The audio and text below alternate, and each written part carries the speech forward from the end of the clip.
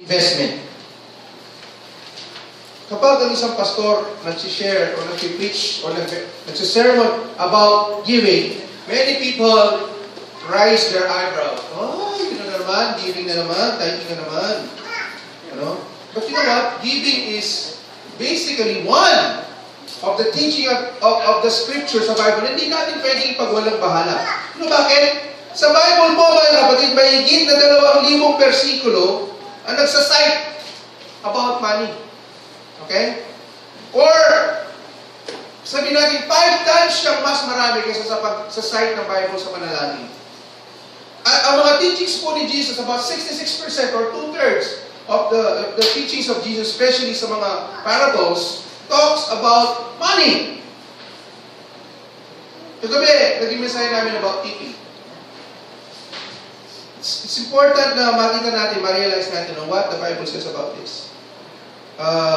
Why does God, Jesus Christ Himself, taught almost 70% of His parables related to money?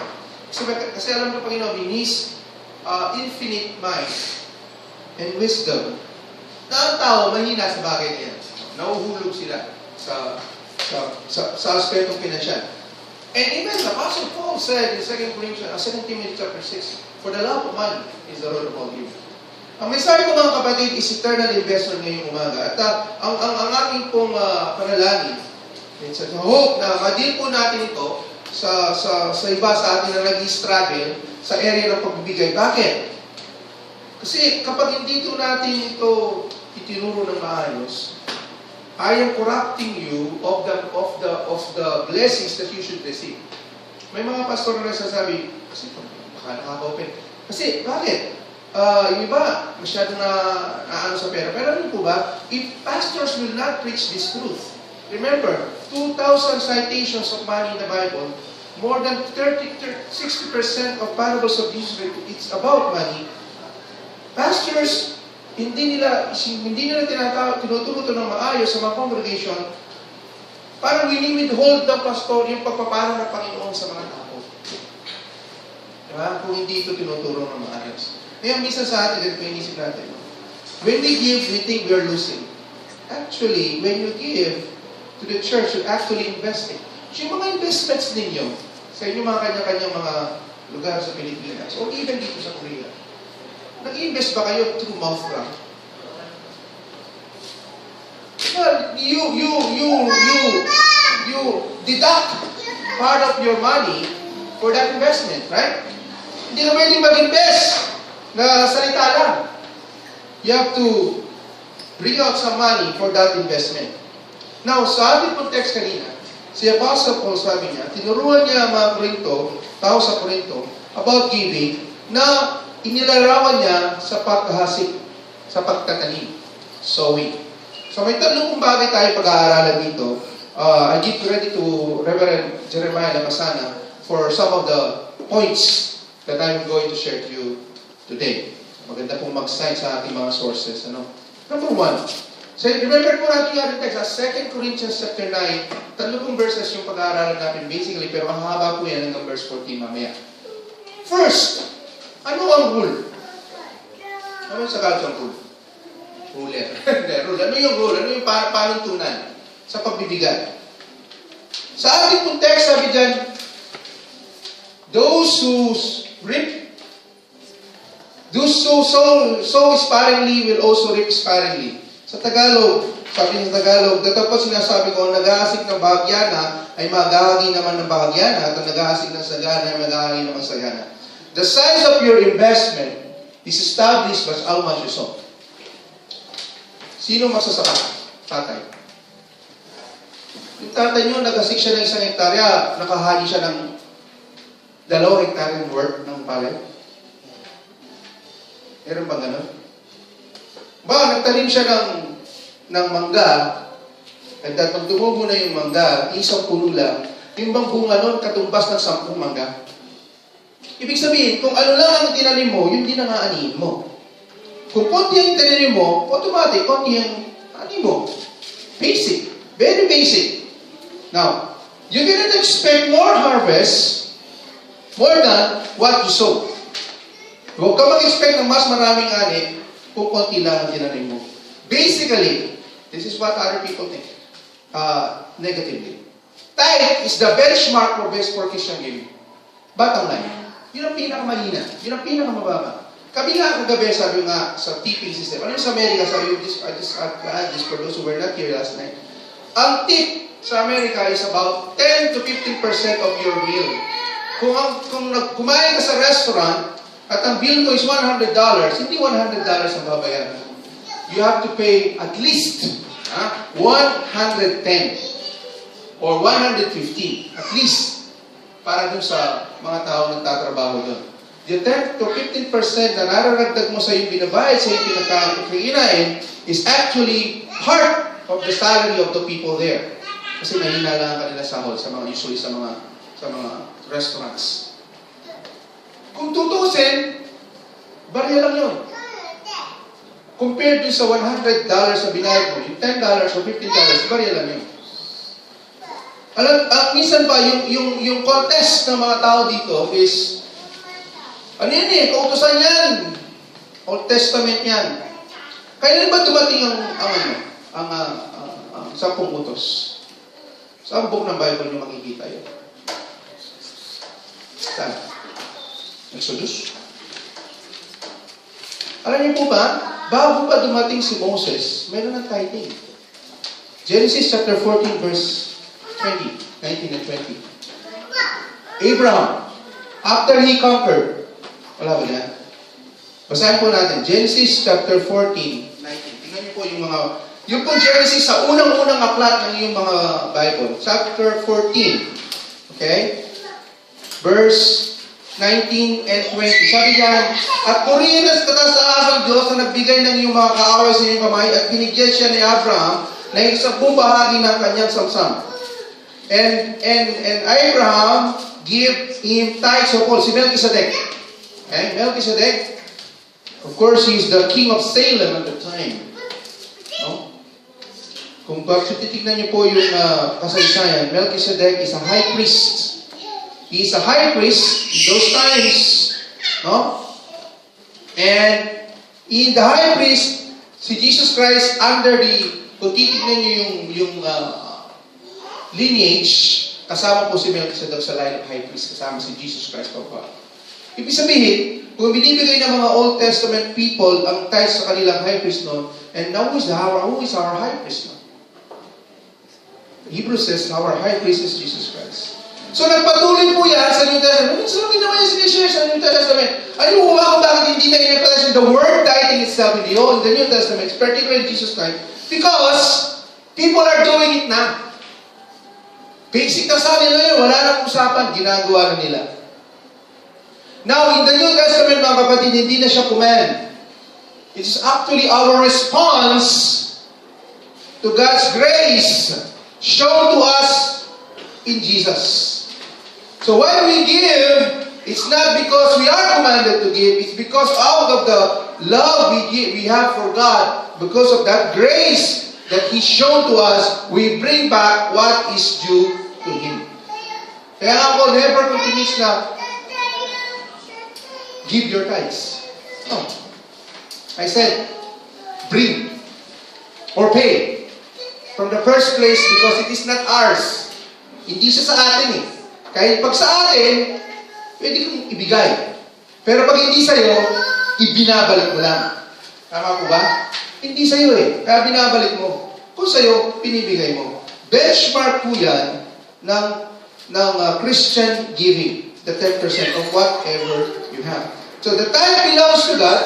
Now, ibig sabihin, if you only give the tithe, we are simply returning what belongs to God. Sabi ko nga sa inyo, walang sino man na marunong ng mag-math ang magsasabing mas marami ang wants kaysa nice. Di ba? Kung binigyan kayo ng bonus, 90% of your salary, this coming Chuseok, di ba tuwang-tuwa kayo? What if they give you only 10% of your salary? Matutuwa na rin kayo kasi bakit? Hindi nyo naman tinrabaho yun eh. Kaya nga bonus eh. Di ba? But still, probably your subsidies will give you 10% of what you receive. And that is sigma, right? More than. Matutuwa na rin kayo. No? Pero pag binigay sa iyo is 90%, oh, mas matutuwa kayo. Abo, ang hinihingi ng Biblia, mga kapatid, only 10% of what you earn. But by the way, it's not even ours. Tandaan yan, hindi po yun sa atin. Now, if you want to have a big harvest, we have to make sure that we invest generously. Kung ang first month ko is 10% lang naman yung babalik ng Panginoon. Kanina, doon sa ating text, sa ating devotion kanina, yung responsibility bilang mga Kristiyano, di ba? Do I do my responsibility as a Christian? Part of our responsibility is this. We bring back what is due to God. No, doer of the word, not hearers only. Hindi tayo tagapakinig lang ng salita, kundi tagaganap tayo ng salita ng Panginoon. Sabi po ni Peter Marcion, I want to quote it to you. Give according to your income, lest God make your income according to your giving. Sa Tagalog, magbigay kayo ayon sa inyong kinikita at baka ibatay ng Diyos ang inyong kita ayon sa inyong binibigay. Ulitin ko ha, magbigay kayo ayon sa inyong kinikita at baka ibatay ng Diyos ang inyong kita ayon sa inyong binibigay. If you only give 10% to God, baka magiging 10% lang. Diba? Parang ganun lang. Kung konti lang ibinibigay mo sa Panginoon, sabi niya, baka, it is not actually what will happen to you because you're working, you're very healthy, that's okay. But you know what? Napakaganda ng challenge ni Peter Marcion. Magbigay kayo ayon sa inyong kinikita at baka ibatay ng Diyos ang iyong kita ayon sa iyong binibigay. So that is the basic benchmark is 10%. And what should be our number 2? What should be our response? Kapag tayo tinuturuan na ganito, ano ba ang dapat? O saan tayo nagbibigay? Ano ba dapat? Paano ba natin ito ibigay? Again, sa ating text, 2 Corinthians chapter 9, ngayon sa verse 7 na po tayo, sabi niya, each of you should give what you have decided in your heart to give, not reluctantly or under compulsion. Why? Because God loves a cheerful giver. Mahal ng Diyos ang masayang nagbibigay. Paul encourages the believers in Corinthians at the same time tayo po na magbigay ng masaya. Nagbibigay tayo na walang grumbling, hindi tayo nagre-reklamo o nabibigatan lang tayo, napopors lang tayo, but with a joyful heart and willingness because we treat it as a privilege. Mayroon katanungan dito Now, one of our discussion during the time na diniscuss namin sa post encounter. So, sabi nung daw member na nag-share sa ng pastor, paano ko bibigay tayo? So, hindi naman masaya sa loob ko pag binibigay nyo. Hindi ako masaya. Ganon? Di mo bumibigay. Ito pala masaya. Di mo bumibigay. Huwag mo na-expect ang Panginoon na mag-bless sa'yo. Okay, iba naman yung spot si Pastor B. Hindi. Kapatid, ibigay mo pa rin. Masama man ang loob mo, hindi. Bakit, Pastor? Utos yan. Utos yan eh. Ikaw, ang nanay mo, kahit hindi mo gusto yung ginagawa yung utos, gagawin mo yun. Kasi utos yun. It's a command. Kaya nga kayo nandito, di ba? Pag Sunday, utos yun eh. Do not forsake the serving of others together. Sabi niya, well, I may both sa pastor na sagot nila. And tama nga naman, kasi utos yun eh. And mind you, hindi lahat inuutusan ng ganun. Kaya nga ang privilege eh. Ang privilege nawawala. Hindi lahat may driver's license. Driver's license is a privilege. Right? Hindi lahat nakakapagmaneho. Yun lang marunong. Privilege kasi. Ngayon yung pagbibigay privilege ko ibig sabihin sa mga anak ng Diyos. Hindi nire-require sa iba. Diba? So, alam ka ng Diyos, ibigay mo para sa Diyos. God continuously requires we serve with all our hearts. Pero naman, hindi po ako masaya eh. Kaya ito na lang po ang bibigay ko kasi masaya po ako dito eh. Kwento ko sa inyo isang pamilya na galing sa church. Pauwi na sila, si daddy, habang siya nagmamaneho, nagko-complain siya. Ang bihira namang service na yun. Napakalakas ng music. Yung sermon, masyadong mahaba. Yung announcement, hindi malinaw. Yung kwarto, yung building, ang init. Blah, blah, blah, blah, blah, blah. Aba, yung anak niya, na very observant, sabi niya, Dad, pero aminin mo not bad for $1 yung show na yun. The show is not bad for $1. Sabi ng anak niya, nagtumemeta. Dad, you've got to admit, it was a bad show for $1. You expect that his father, after going to church and giving $1 and then a lot of complaints. Sabi daw ng isang kapatid dito sa Korea, ito lang po binibigay. Siya nun, kasweldo mo 1 million, siya nun na binibigay. Yan ba ang pag-ibig mo sa Panginoon? Pinanata ng pastor. Huwag ko na sasabihin yung pangalan. Yan ang pag-ibig mo sa Panginoon yan. Iniligtas ka ng Panginoon yan, ibibigay mo yan. Sabi niya. Kung nasa Pilipinas ka, okay yan. 1,000 yan eh. No? Hindi 1 peso. Diyan mo ba binabasa yung pag-ibig mo sa Panginoon? Sabi niya. Natamimi daw yung memory. Parang hindi ko ata magagawa yun. Sabi ko, oo nga naman, no? Sabi nga dito nung pong senior ito ng isang pastor, matagal na. Sabi daw, yung giving, so yung text po natin na ito mismo, 2 Corinthians chapter 9, verse 6, 7, and 8. Sabi niya, ang giving daw is practical.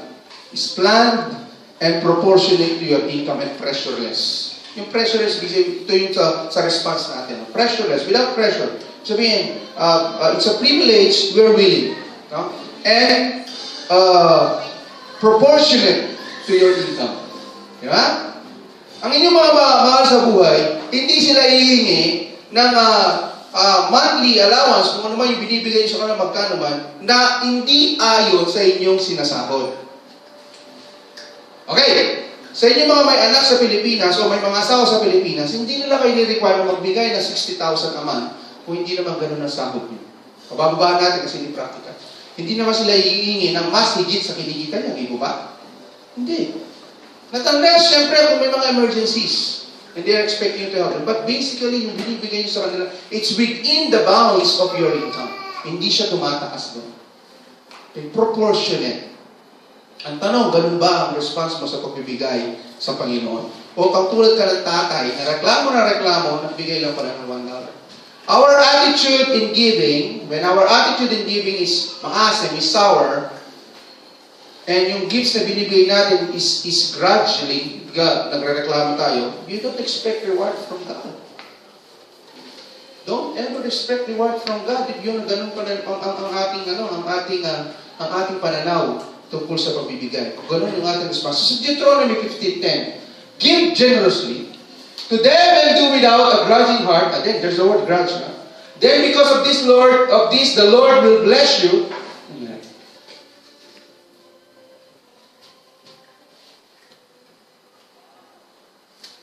The Lord will bless you in all your work and everything you put in your heart. Give you to them without grudging heart. It should be yung ating response. And you know what? Yung sa kagabi yung sinyar ko sa mga kapatid, 2 Corinthians chapter 8, verse 1 to 4. These are people in Macedonian churches that are basically poor, very, very poor, deep poverty, but they give to the ministry of Paul. And now, brothers, we want you to know about the grace that God has given to the Macedonian churches in the midst of a very severe trial.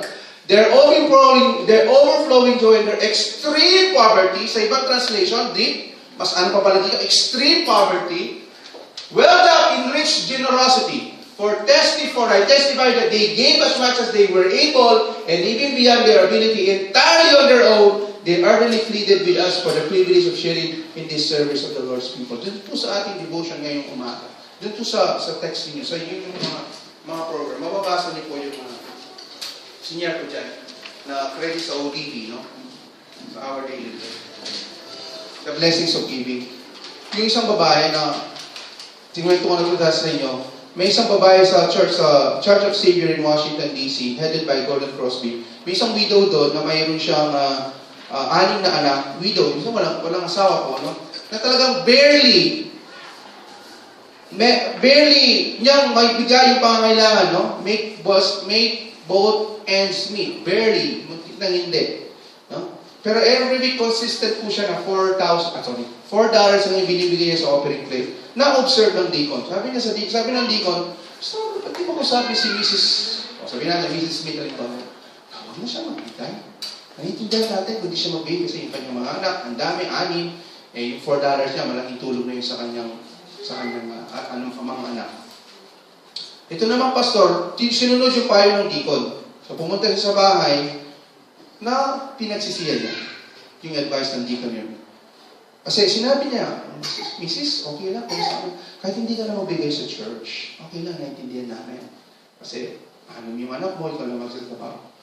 Sinabihan siya ng ali, Yung misis mo sabi niya, you are trying to take away the last thing that gives me dignity and meaning. Naiyak yung pastor sa sinabihan siya ng ganun ng kanyang member. So nalalaman niya na ang key of giving is what? It can benefit more the giver than the receiver. Sabi nga sa inyo, when you share something to your families in the Philippines, especially during Christmas, kayo masisiyahan, di ba? Pero you lose something. Sa aming pag-uwi, karoon po kami ng diskusyon na malaki ni Sister Cindy. Kasi, sabi ko, I will not bring something. Kung ano yung nabili ko, yun na lang yun. Pero bumili pa rin po siya. Kaya nga may dalawa pong boxes dyan. Na kung ano-ano, sana hindi naman masita sa customs. Masaya din siya. Kasi masaya siya. Kasi binibigay niya para sa pamilya ko, para sa pamilya niya. You know, it can benefit more the giver, more than the receiver. You know, dun sa babae itong sinabi ko sa kanyo, in this poverty, nangangailangan po siya ng financial help, mga kapatid. He needs financial help. But, the need to give may be as important as the need to receive. Yung pangangailangan na magbigay, halos kaburat, kamukhala ng pangangailangan o kahalagaan ng pagtanggap. And ganito yung mindset nung sa Mark chapter 12, yung balong babae din. Na wala na siyang pera, yun na lang, natitira yung binigay pa niya sa offering.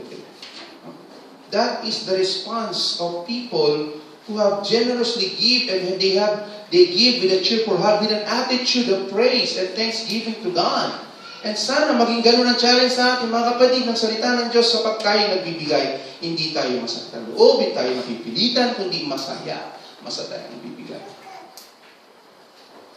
Dahil hindi kayo masisiyahan kahit pinagtrabahuan niyo yung sahod niyo. Pagdating nyo ng akisip yung sahod nyo, darating ang sahod nyo, papato sa inyo yung pera nyo gano'n. Trabahuan.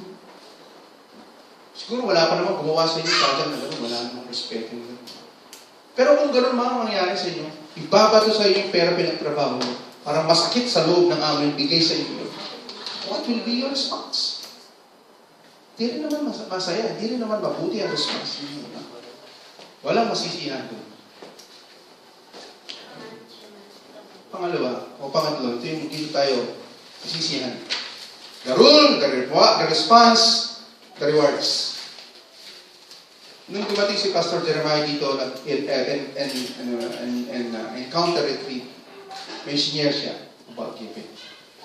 Lahat ng mga verses na nag-encourage magbigay, andaan ito. Pababa, basahin nyo. Lahat may kaakibat na pangako. Lahat may kaakibat na pagpapala. 2 Corinthians chapter 9 verse 8. Kanina, di ba? Sow sparingly, reap sparingly. Each of you should give what you have decided in your heart, not reluctantly and or under compulsion, but God loves you who gives you forgiver. Ito yung text sa inyo kanina umaga.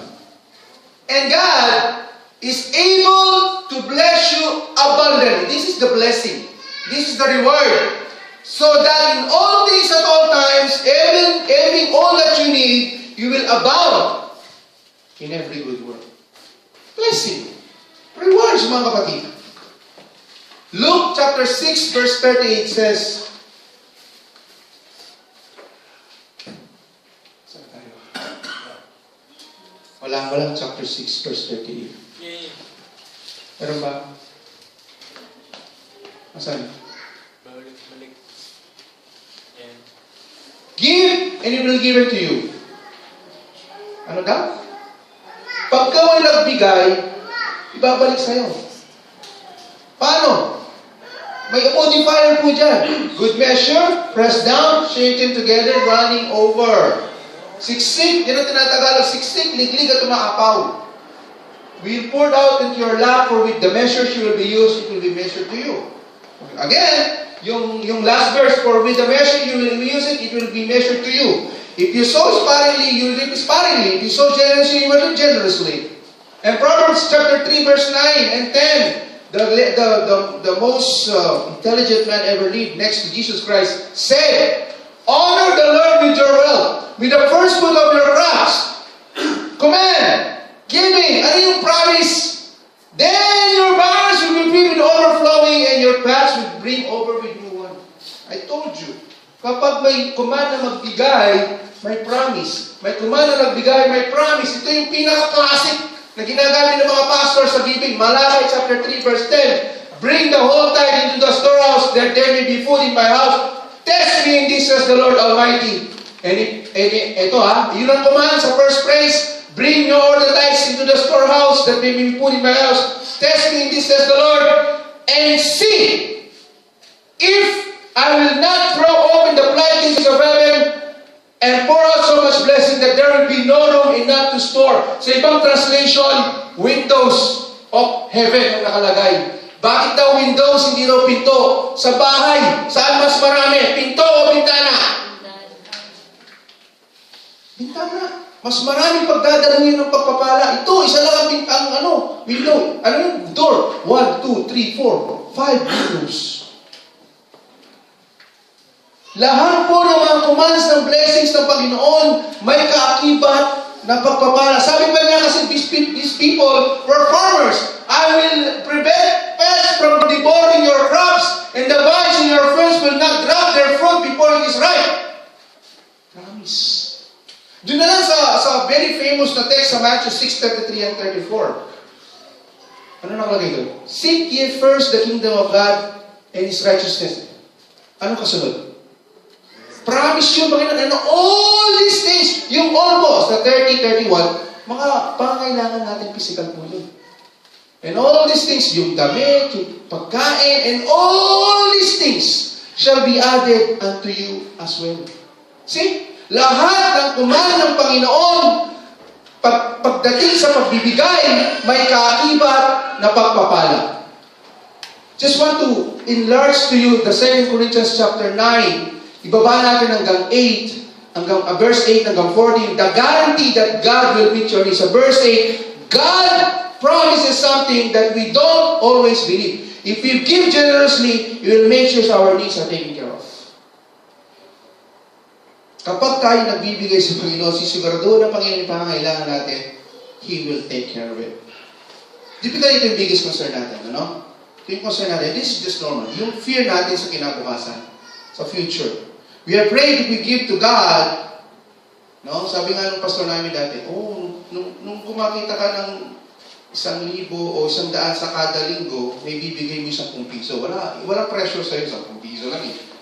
O kada araw. Nung tumaas ang kita mo, tumataas yung kita mo, naging 500 sa isang araw, 50, okay pa din, 50 pa rin lang. Pero naging 1,000 na. Ang kita mo kada linggo, kada araw. Kasi payaman ka na ng payaman, pinagpapala ka ng Panginoon. Kasi 100 na. Okay pa rin. Nung tumaas na tumaas, naging 10,000 na kinikita mo, yumayaman ka na, yung 10,000, magkano yun? 1,000. Malaki-laki na rin yun Sa pera natin dito, million ang usapan, di po ba? 100,000. Magkano rin yun? Nung butil po ako dito, 5,000 plus po yun, di ba? Yung 100,000, 5,000 pesos. 5,000 pesos, ibibigay ko lang sa church. Kasi usually, pastora. Pero hindi po ba, sabi ko sa inyo, hindi kailanman malaki ang buwan sa inyo. Lahat po ng mga sinabi ng Panginoon na utos tungkol sa pagbigay may kaakibat na pangako. We are afraid that if we give too much, we will not make ends meet. Hindi pa natapos yung buwan, wala na tayong pera. Hindi po nangyari sa amin yun. When we put our faith in God, when we tithes. Kwento ng isang bata. Si Big Boy, binigyan siya ng tsono ng nanay niya. 2 obegon. Dahil natin siya na Sunday school. 2 obegon. Sabi na itong obegon, isa, ibigay mo sa Sunday school. Offering. Yung obegon mo, pagkatapos Sunday school, pabili mo ng ice cream. Malinaw. So si Boy, habang siya papunta sa church, ginagano niya yung code niya, tinotos niya, catch, toss, catch, toss, catch. Kaya lang, sa huling toss niya, nalaglag doon sa ditch, pumasok doon sa, yung mga grill na gano'n, sa kalsada. Pumasok doon, sa sewage. Sabi niya, Lord, sorry, yung offering ko sa'yo, nandun na. Di ba, bata yun, no? Minsan kasi gano'n tayo, kasi yung needs niya, magka-ice cream pa siya, di ba? Mag-ice cream pa siya kasi pagkatapos. Kaya, he gave what is, in order para sa Panginoon. Minsan kasi gano'n tayo, sorry ka lang. Gamitin ko ito, may paglalahan tayo. We sometimes have a hard time believing God will take care of the details. Kaya nga nakalagay po doon sa Malakay 3 na, test me. Panginoon, nasubukan niyo na ba? Minsan kasi, nagigita tayo. So, nakino na. So, 1.2, dito 100 people, 1,000, 120,000. Nakilagay rin yung pastor, pwede ko rin bagay sa nanay ko yun. Problema kasi, hindi pa natin natitest. Kalagay eh, test me. It requires faith.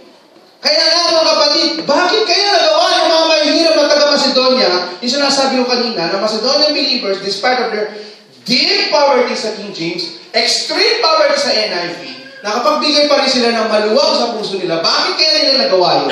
Kagabi sinabi ko, because they give themselves to the Lord first and foremost.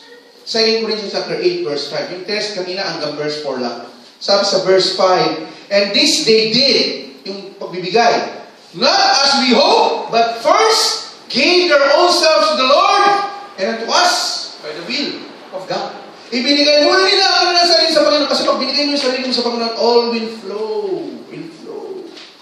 No? Bakit kaya hindi natin naibibigay? Kasi we don't trust Him. We lack that trust. He wants us to depend on Him on everything, mga kapatid, and see to it that He is always good all the time. Diba? God is good all the time. And all the time, God is good. Pag pa nagbibigay ka, ganun din mindset mo. God is good. All the time. Rentarin ko ng bahay. God is good all the time, and all the time, God is good. Yan, do you have a hard time with that? When you say God is good all the time, and all the time, God is good, makikita mo rin yun, pati rin kapag sa pagbibigay mo. Number 1, the guarantee that God will meet your needs. Number 2, nasa program ko yan, the fulfillment of growing spiritually. Yung growing, giving is an opportunity to grow. Nakikita sa isang Kristiyano, ay yung kanyang maturity sa faith sa pamamagitan ng kanyang pagbigay. Maraming pagkakataon gano'n. Bakit kayo pumunta dito ngayong umaga? Basically, of course, praise the Lord. Diba? To bring glory to His name, to sing praises and worship songs to the Lord, to pray, to listen to the Word of God. Of course, by doing that, you grow spiritually, right? You're curious, kaya pumunta dito, kung paano ka mas lalong maging close sa Panginoon. Gusto mong maranasan ng Diyos sa araw na ito, mga kapatid. Praise the Lord for that. No, sa lahat ng mga sinabi ko ngayon, sa pagpunta mo, have you considered yourself, or are you considered, na bago ka pumunta dito, kinonsider mo na, pre-planned na, kung magkano o ilan ang bibigay mo sa Panginoon. Di ba po mayroong conversation si Jesus sa isang mayamang lalaki? In the gospel, sabi niya, gusto niya magkaroon ng buhay na wala hanggan. In Matthew chapter 19, I kept all the commandments since I was young, I was a boy. Oh, kung gusto mong talaga makapunta, go, sell your possession and give to the poor, and you will have treasures in heaven. Kaya na eternal investment, mga kapatid, anong nangyari? Nalungkot yung lalaki at umalis na siya. Kasi bakit? Marami siya masyadong possession. Kaya napagin ng Panginoon doon, it is better for a camel to pass through the eye of the needle than for a rich man to enter the kingdom of God. Ibig sabihin, even in times of evangelism. Diba? Evangelism yun eh. Gusto ng tao makarating sa langit. Jesus did not shy away in mentioning things about money. Evangelism yun. Diba? Anong gagawin ko? Believe me. Diba sabi ng Panginoon, believe, follow me, believe me, and you will be saved. Evangelism nga yung context nun eh, no? Yung pwedeng pagkakataon na masibing tao yun eh. Pero dahil alam ng Panginoon ang kanyang mind, Jesus, all-knowing God, alam niya kung ano nasa puso niya. And when He said that thing, yung tao talaga nalungkot. Kasi eventually, kapag ikaw sumama o sumurrender ang buhay mo sa Panginoon, hindi na ang pag-aari mo ang nagpo-control sa iyo. Diba? Whatever your sources that we have, hindi siya nagpo-control sa iyo, kundi ikaw na. Now, as we give, we will abound in every good work. We become more effective in making impact for Jesus. Tandaan niyo po yan. If you're faithful in giving to the Lord, mas naging epektibo ka sa pag-share. Yung righteousness natin endures and enlarges our influence. Our impact is spread far and wide. When God asks our money, He has our hearts. When God has our money, He has our hearts. Sabi nga, when your treasure is, there your heart be also. In January 1997, mga kapatid, nasolve isang misteryoso. Matagal na! Halos isang dekada na hindi masolve ng mga tao sa Amerika. And that is because there's someone who's sending millions of dollars anonymously sa mga hospital, sa mga universities, sa mga service groups, sa mga charity works, all around the globe. Nagpapadala tao ito ng cashier's check accompanied by the word, I should remain anonymous. For 10 years, hindi alam ng mga recipient kung sino yung nagbibigay sa kanila ng several hundred thousands or millions of dollars. Yung iba gusto pa nilang humingi, pero hindi nila kung paano. Until finally, na-discover nila is a 66-year-old businessman by the name of Charles Finney, na taga New Jersey, listed by the Forbes magazine as the owner of a duty-free conglomerate shop. He is one of the 400 richest Americans. But it was discovered that yung alam na ng Forbes na pera niya, 1% lang. But he is considered one of the 400 richest Americans. Pero 1% lang ang na-discover nilang ari-arian niya. Bakit? $4 billion ang naipadala niya kahit saan sa mundo. At ang suot niya, shabby clothes, $5 watch. Wala mo siyang sariling bahay, wala mo siyang sariling lupa, wala mo siyang sariling kotse. Imagine that. I don't think, myself included, magkakaroon tayo ng ganong mindset, pagkaroon tayo ng ganong kalaking pera. Pero sabi ng isang chief elder, sabi niya, he is no fool who gives up that he cannot keep to gain what he cannot lose. Diba? In Philippians, the Bible urges us to set our hearts and affections on things above, not things on earth. Yun ang mindset ng tao na to. No? You will not bring this money sa langit. He managed to give away 99% of all that he had without anyone knowing it initially. Of course, you know the founder of Colgate-Palmolive, di ba? He tithed. Baliktad ang pagka-tithes ng tao yun. 10% lang sa kanya, 90% sa Panginoon. Tithes only enough na yun. Hinap na siya mabuhay sa 10% ang kinikita niya because he's spiritually rich. As we give, we become less and less attached to the things on earth. Because why? We grow spiritually. In our perspective, mas magiging kamukha sa Panginoon. We are more Christ-like. Now, in verse 12 and 13 sa pangatlo, the joy others praise God because of your money. Okay? Verse 12 and 13. This service that you perform is not only supplying the needs of the Lord's people, but also overflowing in many expressions of thanks to God. People are praising you, praising God because of your generosity. Okay? But actually, they don't particularly thank you, but they thank God. They see it as a God, or as God providing their needs. Meron sa mga nabasa, sabi niya, meron daw sa parang nagsasabi sa kanya na, I think, of course, the Holy Spirit is touching him to give this thing, to give this person this money, to give it to this, I think in India. Give it. Okay, I will give it. Pero sunod na araw, nakaprepare na yung check, hindi pa niya napapadala. Until finally, ito rin pinadala niya. Pinadala yung check na yun, I don't know how much, sa India or something. Kinabukasan, dumating yung kanyang sulat galing sa University of Purdue sa United States na sa scholarship niya, i-refund lahat yung kanyang tuition fee.